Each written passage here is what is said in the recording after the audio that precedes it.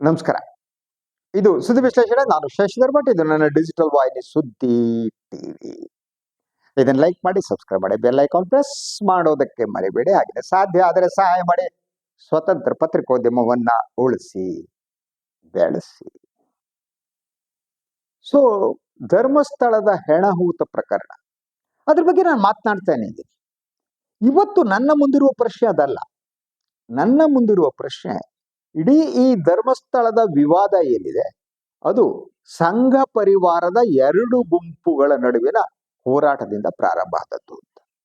ಈಗ ಬೇರೆ ಬೇರೆಯವರನ್ನ ದೂರಲಾಗ್ತಾ ಇದೆ. ಆದ್ರೆ ಇಲ್ಲಿ ಬಿಜೆಪಿಯ ನಾಟಕ, ಡಬಲ್ ಸ್ಟ್ಯಾಂಡರ್ಡ್ ಏನು ಪ್ರತಿಯೊಂದರೂ ನಾನು ಇವತ್ತು ತೋರಿಸ್ತೀನಿ. ಅದಕ್ಕೆ ಸಂಬಂಧಪಟ್ಟಂತ ಹಳೆ ವಿಡಿಯೋಗಳಿವೆ, ಹಳೆ ಪತ್ರಿಕಾ ವರದಿಗಳಿವೆ.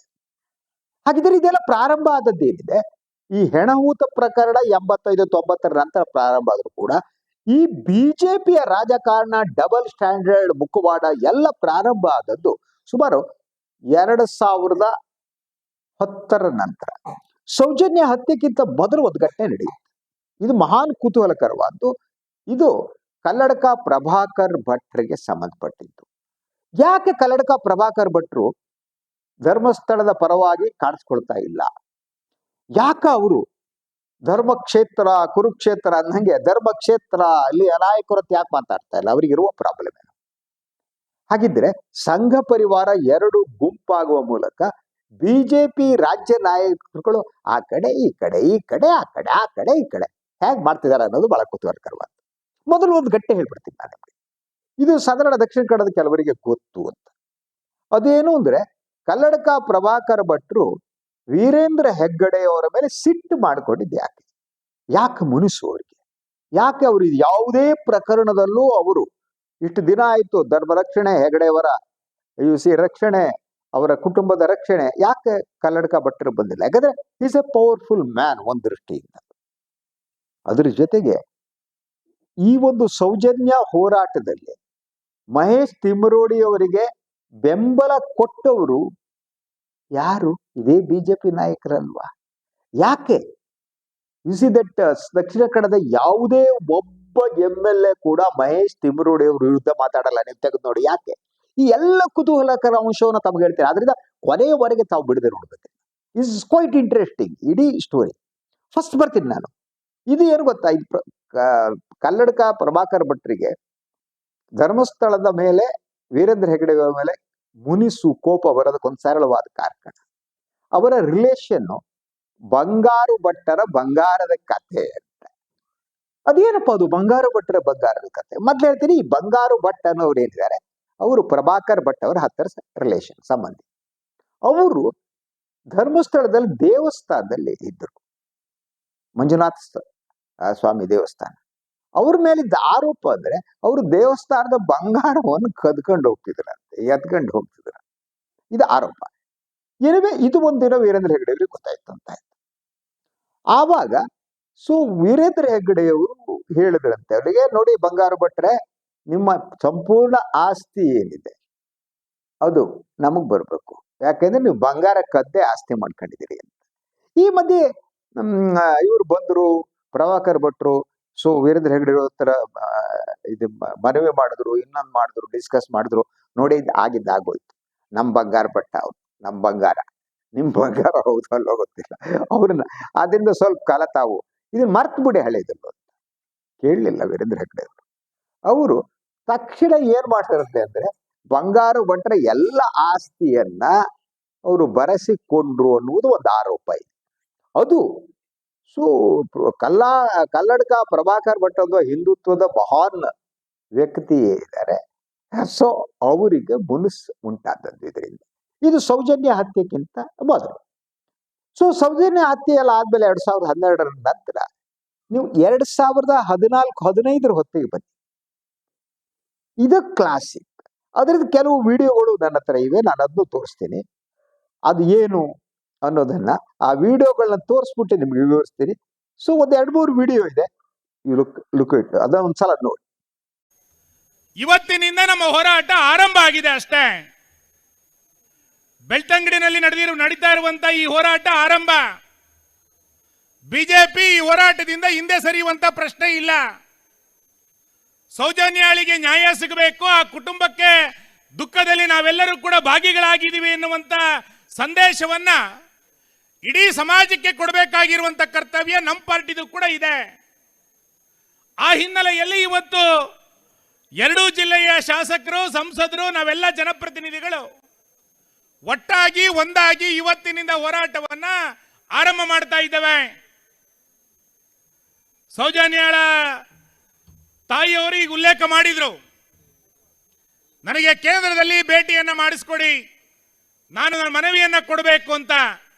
ಸಂಪೂರ್ಣವಾಗಿ ನಾವು ಅವರ ಜೊತೆಗಿದ್ದೇವೆ. ಯಾವತ್ತು ಭೇಟಿ ಮಾಡಿಸ್ಬೇಕು ಅಂತೇಳಿ ಯೋಚನೆ ಮಾಡಿ ನಾವು ಭೇಟಿಯನ್ನ ಮಾಡಿಸ್ತೇವೆ. ಇವತ್ತು ಸೌಜನ್ಯಾಳನ್ನ ನಮಗೆ ಕೊಡ್ಲಿಕ್ಕೆ ಸಾಧ್ಯ ಇಲ್ಲ, ಆದ್ರೆ ಸೌಜನ್ಯಾಳಿಗೆ ನ್ಯಾಯವನ್ನ ಕೊಡಿಸಬೇಕಾಗಿರುವಂತದ್ದು ನಮ್ಮೆಲ್ಲರದು ಕೂಡ ಕರ್ತವ್ಯ ಇದೆ, ಜವಾಬ್ದಾರಿ ಇದೆ. ಸೌಜನ್ಯಾಳಿಗೆ ನ್ಯಾಯ ಸಿಗಬೇಕು ಅನ್ನುವಂತ ಹೋರಾಟದ ಪರವಾಗಿರುವಂತವರು ನಾವೆಲ್ಲರೂ ಕೂಡ. ಆ ಕುಟುಂಬಕ್ಕೆ ಮಗಳನ್ನ ಕೊಡ್ಲಿಕ್ಕೆ ನಮಗೆ ಸಾಧ್ಯ ಆಗದಲೇ ಇರಬಹುದು, ಆದ್ರೆ ಆ ಕುಟುಂಬಕ್ಕೆ ಇವತ್ತು ನ್ಯಾಯವನ್ನ ಕೊಡಬೇಕಾಗಿರುವಂತದ್ದು, ನ್ಯಾಯವನ್ನ ಒದಗಿಸಬೇಕಾಗಿರುವಂತದ್ದು ನಮ್ಮೆಲ್ಲರದು ಕೂಡ ಕರ್ತವ್ಯ ಇದೆ. ಆ ಹಿನ್ನೆಲೆಯಲ್ಲಿ ರಾಜ್ಯ ಸರ್ಕಾರಕ್ಕೆ ನಾವು ಆಗ್ರಹವನ್ನ ಮಾಡ್ತಾ ಇದ್ದೇವೆ. ಈ ಘಟನೆಯ ಕುರಿತಂತೆ ಮರು ತನಿಖೆಯನ್ನ ಸರ್ಕಾರ ಮಾಡಿ, ಯಾವ್ಯಾವ ರೂಪದಲ್ಲಿ ತನಿಖೆಗಳನ್ನ ಮಾಡಲಿಕ್ಕೆ ಸಾಧ್ಯ ಆಗುತ್ತೋ ಸರ್ಕಾರಕ್ಕೆ ಗೊತ್ತಿದೆ, ಅದನ್ನ ಮರು ತನಿಖೆಯನ್ನು ಮಾಡಬೇಕು ಅನ್ನುವಂತ ಆಗ್ರಹವನ್ನ ನಾನು ಮಾಡ್ತೇನೆ. ಎರಡನೇದು, ಸೌಜನ್ಯಾಳಿಗೆ ನ್ಯಾಯ ಸಿಗಬೇಕು ಅಂತೇಳಿ ಮಾಡ್ತಾ ಇರುವಂತಹ ಹೋರಾಟಗಳು, ಆ ಎಲ್ಲ ಹೋರಾಟಕ್ಕೆ ನಮ್ದು ಬೆಂಬಲ ಇದೆ. ಮಹೇಶ್ ತಿಮ್ಮರೋಡಿಯಿಂದ ಆರಂಭವಾಗಿ ಯಾರ್ಯಾರು ಮುಂದಿನ ದಿನಗಳಲ್ಲಿ ಅವರ ನ್ಯಾಯ ಸಿಗಬೇಕು ಅನ್ನುವಂತ ಹೋರಾಟವನ್ನು ಮಾಡ್ತಾರೋ ಆ ಎಲ್ಲ ಹೋರಾಟಕ್ಕೆ ಬಿಜೆಪಿ ಬೆಂಬಲವನ್ನ ಕೊಡುತ್ತೆ. ಆ ಹೋರಾಟದಿಂದ ನಾವು ಹಿಂದೆ ಸರಿಯುವಂತ ಪ್ರಶ್ನೆ ಇಲ್ಲ. ಆ ಎಲ್ಲ ಹೋರಾಟವನ್ನು ನಾವು ಬೆಂಬಲಿಸ್ತೇವೆ. ಎರಡೂ ಜಿಲ್ಲೆಯಲ್ಲಿ ನಮ್ಮೆಲ್ಲ ಕಾರ್ಯಕರ್ತರು ಸೌಜನ್ಯಾಳಿಗೆ ನ್ಯಾಯ ಸಿಗಬೇಕು ಅಂತೇಳಿ ಹೋರಾಟಗಳು ನಡೆದಾಗ ಆ ಎಲ್ಲ ಹೋರಾಟಗಳಲ್ಲಿ ನಾವು ಭಾಗವಹಿಸ್ತಾನೆ ಬಂದಿದ್ದೇವೆ. ನಮ್ಮೆಲ್ಲ ಕಾರ್ಯಕರ್ತರು ಎರಡೂ ಜಿಲ್ಲೆಗಳಲ್ಲಿ ನಾವು ಭಾಗವಹಿಸ್ತಾ ಬಂದಿದ್ದೇವೆ. ಆ ಹೋರಾಟದಿಂದ ನಾವು ಹಿಂದೆ ಸರಿಯುವಂತ ಪ್ರಶ್ನೆ ಇಲ್ಲ. ಯಾರ್ಯಾರು ಅದರ ಪರವಾದಂತಹ ಹೋರಾಟವನ್ನ, ನ್ಯಾಯ ಸಿಗಬೇಕು ಅನ್ನುವಂತ ಹೋರಾಟವನ್ನ ಮಾಡ್ತಾರ, ಆ ಎಲ್ಲ ಹೋರಾಟಕ್ಕೆ ನಮಗೆ ಬೆಂಬಲ ಇದ್ದೇ ಇದೆ.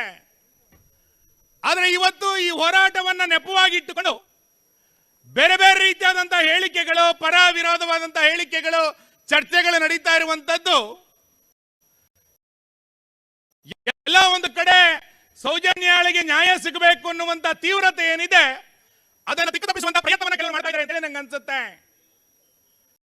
ಆಕೆಯ ತಾಯಿ ಹೇಳಿದಂತಹ ಮಾತುಗಳು, ಅವತ್ತಿನಿಂದ ಇವತ್ತಿನ ತನಕ ಕೊಡ್ತಾ ಇರುವಂತಹ ಹೇಳಿಕೆಗಳು, ನಾವು ಅದರ ಪರವಾಗಿದ್ದೇವೆ, ನಾವು ಬೆಂಬಲವನ್ನು ಕೊಡ್ತೇವೆ. ಆ ಕುಟುಂಬಕ್ಕೆ ಏನು ನ್ಯಾಯ ಸಿಗಬೇಕೋ ಆ ಎಲ್ಲ ನ್ಯಾಯವನ್ನ ಕೊಡ್ಲಿಕ್ಕೆ ಬಿಜೆಪಿ ಇವತ್ತು ತಯಾರಾಗಿದೆ. ನಾವೆಲ್ಲ ಶಾಸಕರು ಅದರ ಪರವಾಗಿದ್ದೇವೆ. ಮುಂದಿನ ವಾರ ಎರಡೂ ಜಿಲ್ಲೆಯ ಶಾಸಕರು ನಾವು ರಾಜ್ಯದ ಗೃಹ ಸಚಿವರನ್ನ, ಮುಖ್ಯಮಂತ್ರಿಗಳನ್ನ, ರಾಜ್ಯಪಾಲರನ್ನ ಎರಡೂ ಜಿಲ್ಲೆಯ ಶಾಸಕರು ಭೇಟಿ ಮಾಡಿ ಇದರ ಮರು ತನಿಖೆಗೆ ಆಗ್ರಹವನ್ನು ನಾವು ಮಾಡ್ತೇವೆ. ನಾವು ಹಿಂದೆ ಸರಿಯೋದಿಲ್ಲ. ಆದ್ರೆ ನಾನು ಕಳೆದ ಒಂದು ವಾರದಿಂದ ಪತ್ರಿಕೆಗಳನ್ನು ನೋಡ್ತಾ ಇದ್ದೇನೆ, ಸಾಮಾಜಿಕ ಜಾಲತಾಣಗಳನ್ನು ಗಮನಿಸ್ತಾ ಇದ್ದೇನೆ. ಇಲ್ಲಿಯ ಮಾಜಿ ಶಾಸಕರು ಹೇಳಿಕೆಯನ್ನ ಕೊಟ್ಟರು, ಯಾರಿಂದ ಇದು ಆಗಿದೆ ಅಂತೇಳಿ.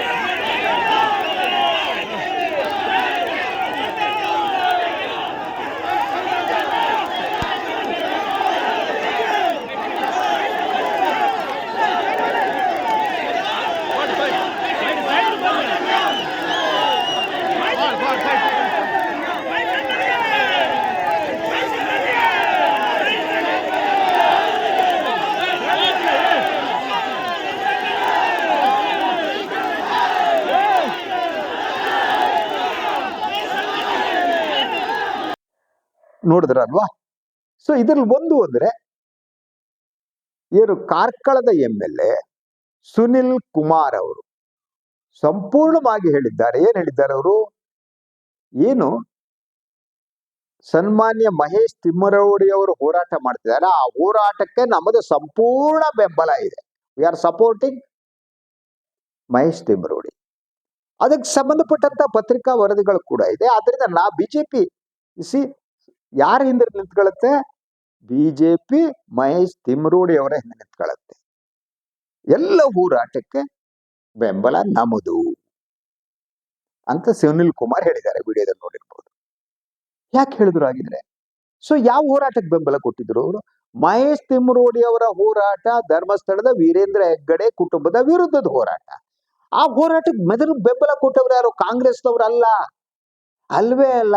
ತಿಮ್ಮರೋಡಿ ಅವರ ಹೋರಾಟಕ್ಕೆ ಮೊದಲು ಬೆಂಬಲ ಕೊಟ್ಟರು ಸುನಿಲ್ ಕುಮಾರ್. ವಿಡಿಯೋ ಕೇಳಿದ್ರಿ. ಬಿಜೆಪಿ ಶಾಸಕರುಗಳು ಎಲ್ಲ ಕೂಡ ತಿಮ್ಮರೋಡಿ ಅವರ ಹಿಂದೆ ಇದ್ದಿದ್ರು. ಬಿಕಾಸ್ ಆಫ್ ಕನ್ನಡಕ ಪ್ರಭಾಕರ್ ಭಟ್ರು ಧರ್ಮಸ್ಥಳ ವೀರೇಂದ್ರ ಹೆಗ್ಗಡೆಯವರ ವಿರುದ್ಧ ಇದ್ರು. ಹಾಗಿದ್ರೆ ಇಡೀ ಧರ್ಮಸ್ಥಳದ ವಿರುದ್ಧ ಇದು ಷಡ್ಯಂತ್ರ ಅನ್ನೋದಾದ್ರೆ, ಷಡ್ಯಂತ್ರ ಮಾಡಿದವ್ರು ಯಾರು? ಪಿತೂರಿ ಮಾಡಿದವ್ರು ಯಾರು? ಇದೆ ಬಿಜೆಪಿಯವರು ಅಂತ ಅನ್ಸಲ್ವ ನಿಮ್ಗೆ?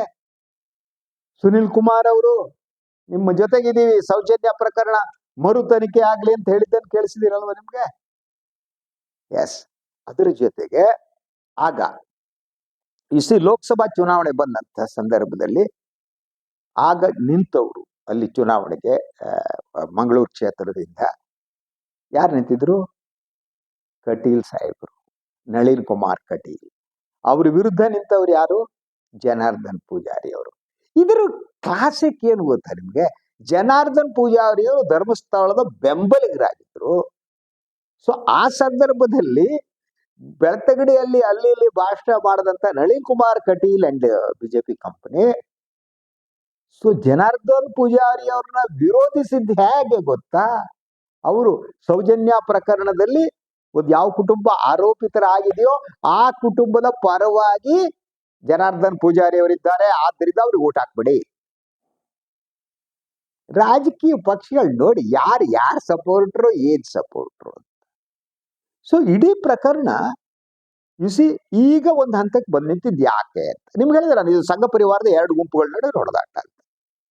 ಈಗ ಧರ್ಮಸ್ಥಳದ ಪರವಾಗಿ ನಿಂತವರು, ಇವ್ರನ್ನೆಲ್ಲ ಅಖಾಡಾಗೆ ಬಿಟ್ಟವರು ಬಿಜೆಪಿಯ ರಾಷ್ಟ್ರೀಯ ಪ್ರಧಾನ ಸಂಘಟನಾ ಕಾರ್ಯದರ್ಶಿ BL ಸಂತೋಷ್ ಅವರು. ಒಂದ್ ಕಡೆ ಕಲ್ಲಡ್ಕ ಪ್ರಭಾಕರ್ ಭಟ್ರು ನಿಂತಿದ್ದಾರೆ, ಇನ್ನೊಂದ್ ಕಡೆ BL ಸಂತೋಷ್ ಅವರು ನಿಂತಿದ್ದಾರೆ. ಸೊ ಆದ್ರಿಂದ ಈ ಪ್ರಕರಣ ಏನಿದೆ, ಈ ಹೆಣಹೂತ ಪ್ರಕರಣದ ಮೊದಲ ಕೆಲವು ದಿನಗಳ ಕಾಲ ಬಿಜೆಪಿ ಬಾಯಿ ಮುಚ್ಕೊಂಡಿತ್ತು. ಬಿಜೆಪಿ ಬಹುತೇಕ ದಕ್ಷಿಣ ಕನ್ನಡದ ನಾಯಕರುಗಳು ಎಲ್ಲ ಏನಿದ್ದಾರೆ ಅವರು ತಿಮ್ಮರೋಡಿಯ ಬೆಂಬಲಿಗರಾಗಿದ್ರು. ಯಾಕೆಂದ್ರೆ ಕಲ್ಲಡ್ಕ ಭಟ್ರು ಅವ್ರ ಜೊತೆಗಿದ್ರು. ಸೊ ಕಲ್ಲಡ್ಕ ಭಟ್ರು ಮತ್ತು ಸಂತೋಷ್ ಜಿ ಅವರ ಜಗಳದಲ್ಲಿ ಈ ಶಾಸಕರುಗಳು ಶಿಫ್ಟ್ ಆದ್ರು ಧರ್ಮಸ್ಥಳದ ಪರವಾಗಿ. ಆದ್ರಿಂದ ಇವರೆಲ್ಲ ಧರ್ಮೋ ರಕ್ಷತೆ ರಕ್ಷಿತ, ಕೈಗೆ ಎತ್ತದ್ದು ಕಾಲೆತ್ತದ್ದು ಬೇರೆ ಅಲ್ಲ, ಬಿಕಾಸ್ ಆಫ್ ಸಂತೋಷ್. ಯಾಕಿದು? ನಾನು ಹಲವು ನಮ್ಮ ಸ್ನೇಹಿತರ ಜೊತೆ ದಕ್ಷಿಣ ಕನ್ನಡದವ್ರ ಹತ್ರ ಮಾತಾಡಿದೆ. ಅವ್ರು ಹೇಳೋದು ಒಂದು ಏನು ಅಂದ್ರೆ, ಮಹೇಶ್ ತಿಮ್ಮರೋಡಿ ಅವರಿಗೆ ಜನ ಬೆಂಬಲ ಇದೆ. ಅವರ ಸಂಘಟನೆ ಏನಿದೆ ಅದೇನೋ ರಾಷ್ಟ್ರೀಯ ಹಿಂದೂ ಜಾಗರಣ ವೇದಿಕೆ, ಅದಕ್ಕೆ ಅವರು ಎಲ್ಲೋದ್ರೂ 50,000 1 ಲಕ್ಷ ಜನ ಅವ್ರು ಸೇರಿಸೋ ಶಕ್ತಿ ಇದೆ ಅವರಿಗೆ. ಈ ಯಾವುದೇ ದಕ್ಷಿಣ ಕನ್ನಡ ಬಿಜೆಪಿ MLAಗಳು ಏನಿದ್ದಾರೆ ಅವರಿಗೆ ಸ್ವತಂತ್ರವಾಗಿ 2,000 ಓಟ್ ತೆಗೆದುಕೊಳ್ಳುವ ಯೋಗ್ಯತೆ ಕೂಡ ಇಲ್ಲ ಅವರಿಗೆ. ಎಷ್ಟು ಹೇಳಿ? 2,000 ಓಟನ್ನು ತೆಗೆದುಕೊಳ್ಳುವ ಯೋಗ್ಯತೆ ಕೂಡ ಇಲ್ಲ ಅವರಿಗೆ. ಸೊ ಇವ್ರ ಬೆಂಬಲ ಬೇಕೇ ಬೇಕು. ಆದ್ರಿಂದ ಸುನಿಲ್ ಕುಮಾರ್ ನೀವು ಮಾತಾಡಿದವ್ರು ಹೇಳೋದೇನು ಅಂದ್ರೆ, ತಿಮ್ಮರೋಡಿ ಅವರ ಜೊತೆಗೆ ಇರುವ ಜನ ಏನಿದ್ದಾರೆ, ಯಾರವ್ರ ಬೆಂಬಲ ಇದೆ, ಅವರು ಬಿಜೆಪಿಯ ಬೆಂಬಲಿಗರೇ ಆಗಿದ್ದಾರೆ. ಅಂದ್ರೆ ಧರ್ಮಸ್ಥಳದಲ್ಲಿ ಅಲ್ಲಿ ಸೌಜನ್ಯ ಹೋರಾಟದ ಹೆಸರಿನಲ್ಲಿ ತಿಮ್ಮರೋಡಿ ಅವರ ಹೋರಾಟದ ಹಿಂದೆಯೂ ಬಿಜೆಪಿಯವರು ಇದ್ದಾರೆ. ಅದಾದ್ಮೇಲೆ ಈಗ ವೀರೇಂದ್ರ ಹೆಗ್ಗಡೆ ಮತ್ತು ಫ್ಯಾಮಿಲಿ ಹೆಣಹೂತ ಪ್ರಕರಣಕ್ಕೆ ಸಂಬಂಧಪಟ್ಟ ಹಾಗೆ ಅವರ ಬೆಂಬಲಕ್ಕೆ ನಿಂತವರು ಬಿಜೆಪಿ ಅವರೇ. ಈ ಮಾತನ್ನ ಮುಖ್ಯಮಂತ್ರಿಗಳು ಹೇಳಿದ್ರು. ಉಳಿದವರು ಹೇಳಿದ್ರು, ನಾಯಕರುಗಳು. ಈಗ ಬಿಜೆಪಿ ಒಳಗೆ ಸಂಘ ಪರಿವಾರದ ಗಲಾಟೆ, ದಟ್ ಈಸ್ ಟ್ರೂ. ಒಂದು ಕಡೆ ನಿಂತವರು ಗ್ರೇಟ್ ಗ್ರೇಟ್ ಸಂಘಟನಾ ಕಾರ್ಯದರ್ಶಿ BL ಸಂತೋಷ್ ಜಿ ಅವರು, ಇನ್ನೊಂದು ಕಡೆ ನಿಂತವರು ಕಲ್ಲಡಕ ಪ್ರಭಾಕರ್ ಭಟ್ರು. ಇವರಿಬ್ಬರು ಜಗಳ ಇದರಲ್ಲಿ ಎಳೆದು ನಿಂತಿದ್ದಾರೆ. ಆದರೆ ಬಿಜೆಪಿ ನಾಯಕರು ಖಾಸಗಿಯಾಗಿ ಕೇಳಿದ್ರೆ ಅವರೆಲ್ಲರಿಗೂ, ಬಹಳಷ್ಟು ಜನರಿಗೆ ಬಿಜೆಪಿಯವರಿಗೆ ಧರ್ಮಸ್ಥಳದ ಬಗ್ಗೆ ಒಂದು ಅಸಹನೆ ಇದೆ, ಅಲ್ಲಿ ವ್ಯವಹಾರದ ಬಗ್ಗೆ ಬೇಸರ ಇದೆ, ಸೊ ಅಲ್ಲಿಯ ಪಾಳೆಗಾರಿಕೆಯ ಬಗ್ಗೆ ಸಿಟ್ಟಿದೆ. ಸೊ ಎಸ್ಪೆಷಲಿ ಇದಕ್ಕೆ ಸಂಬಂಧಪಟ್ಟಂತೆ, ಅದಕ್ಕೆ ನಾನು ಇನ್ನೊಂದ್ರಲ್ಲಿ ಮಾಡ್ತೀನಿ, ಸೋಮನಾಥ್ ನಾಯಕ್ ಅವರ ಫೈಟ್ ಗೀಟ್ ಎಲ್ಲ ಏನಿದೆ that I will tell you later stage ನಾನು ಒಂದೊಂದೇ ಹೇಳ್ತಾ ಹೋಗ್ತೀನಿ. ಸೊ ಸಾಧ್ಯ ಆದರೆ ಸೋಮನಾಥ್ ನಾಯಕ್ ಹತ್ರ ಮಾತನಾಡ್ಬಿಟ್ಟು ಹೇಳೋಣ. ಆದರೆ ಇದು ಇರುವುದಷ್ಟೇ. ಇದಕ್ಕೆ ಹಗ್ಗ ಜಗ್ಗಾಡ್ತಲ್ಲಿ ಯಾರ್ಯಾರನೋ ಎಳೆದ್ಬಿಟ್ಟು ಯಾರ್ಯಾರಿಗೋ ಬೈದ್ಬಿಟ್ಟು ಏನಲ್ಲ. ಇದು ಬಿಜೆಪಿ ಬಣ ರಾಜಕೀಯದ ಒಂದು ಪರಿಣಾಮ, RSS ನ ಬಣ ರಾಜಕೀಯದ ಪರಿಣಾಮ. ಕಲ್ಲಡಕ ಭಟ್ರ ರಿಲೇಷನ್ ಬಂಗಾರ ಭಟ್ರು ಬಂಗಾರ ಕದ್ದು ಇದ್ರ ಹೊತ್ತಿಗೆ ಇದು ಪ್ರಾರಂಭ ಆದದ್ದು. ಇದು 2010-11ರಲ್ಲಿ ಬಂಗಾರ ಭಟ್ರು ಬಂಗಾರ ಕದ್ರು. ಗ್ರೇಟ್ ಕಲ್ಲಡಕ ಭಟ್ರು ಅದನ್ನ ಸರಿಪಡಿಸಕ್ ಹೋದ್ರು. ವೀರೇಂದ್ರ ಹೆಗ್ಡೆ ಅವರು ಕೇಳಿಲ್ಲ, ಬಂಗಾರ ಭಟ್ರ ಲ್ಯಾಂಡ್ ಎಲ್ಲ ಎತ್ತಾಕೊಂಡ್ರು. ಸೊ ಅದು ಜಗಳ ಶುರುವಾಯ್ತು ಅನ್ನೋದು ದಕ್ಷಿಣ ಕನ್ನಡದ ಕೆಲವರ ಹೇಳಿಕೆ. ಇದೇ ಮೂಲ ಕಾರಣ ಅಂತ. ಸೊ ಈಗ ಬಹುತೇಕ ಇದಕ್ಕೆ ರಾಜಕೀಯ ಕಾರಣ ಇವರೆಲ್ಲ ಬಂದಿರೋದೇನಿದೆ, ದಕ್ಷಿಣ ಕನ್ನಡದ ಮೆರವಣಿಗೆ ಮಾಡಿಬಿಟ್ಟು ನಾವು ಧರ್ಮಸ್ಥಳದ ರಕ್ಷಣೆ ಮಾಡ್ತೀವಿ ಅಂತೆಲ್ಲ ಹಿಡಿದು ಪಟ್ಟಿ ಹೊಡೆದು ಕೂಗಾಡಿ ಎಲ್ಲ ಜೋಕಾಲಿ ಆಡಿ ಎಲ್ಲ ಮಾಡಿದಲ್ಲ, ಅವ್ರ ಉದ್ದೇಶ ಇಷ್ಟೇ. ಅದರಿಂದ ಈಗ ಸಂಬಂಧಪಟ್ಟ ಇನ್ನಷ್ಟು ಸುದ್ದಿಗಳು ತಮಗೆ ನಾನು ಕೊಡ್ತೀನಿ. ಸೊ ಇದು ಇವತ್ತಿನ ಸುದ್ದಿ ವಿಶ್ಲೇಷಣೆ. ನಾನು ಲೈಕ್ ಮಾಡಿ, ಸಬ್ಸ್ಕ್ರೈಬ್ ಮಾಡಿ, ಬೆಲ್ ಐಕಾನ್ ಪ್ರೆಸ್ ಮಾಡೋದಕ್ಕೆ ಬರಬೇಡಿ. ಹಾಗೆ ಸಾಧ್ಯ ಆದರೆ ಸಹಾಯ ಮಾಡಿ. ಸ್ವತಂತ್ರ ಪತ್ರಿಕೋದ್ಯಮನ ಉಳಿಸಿ, ನನ್ನನ್ನು ಬೆಂಬಲಿಸಿ. ನಮಸ್ಕಾರ.